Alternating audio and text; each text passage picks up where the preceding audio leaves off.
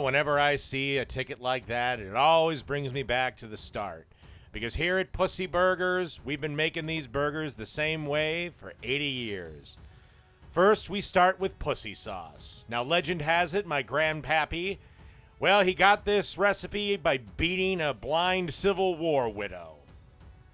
But we always make it the same.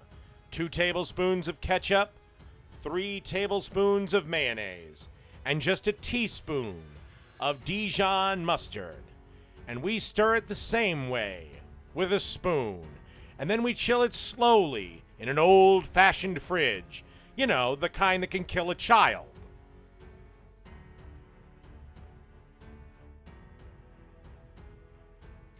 And then at the last second, we stir in some freshly ground black pepper. Then we cook our burgers the old-fashioned way, over lumped charcoal on a grill out back. Now, our burgers are 100% pure beef. They're bought from the finest unmarked vans in all of the city. They're also seasoned the old-fashioned way, using what some fat ass on YouTube calls an all-purpose seasoning mix. We stole it from him.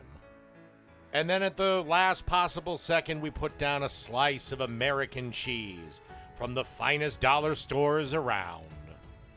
And then we let it melt for about 30 old-fashioned seconds. And finally, it's time to assemble our old-fashioned pussy burger. You put some sauce on the top bun, you add the iceberg lettuce, and there's your patty. Next, we're going to add some pickles that we picked up at a supermarket. Fancy here. And finally, last but not least, you want to add some onions. But no fucking tomatoes! There is no fucking tomatoes on this fucking burger! Tomatoes are not old-fashioned! If there is tomatoes on this burger, your waitress is gonna get an anal plug up her ass the size of Cincinnati! So come down to Pussy Burger today on Route 9, just past the Crazy Hermit's cabin. Make sure to bring the kids and the old and the infirmed.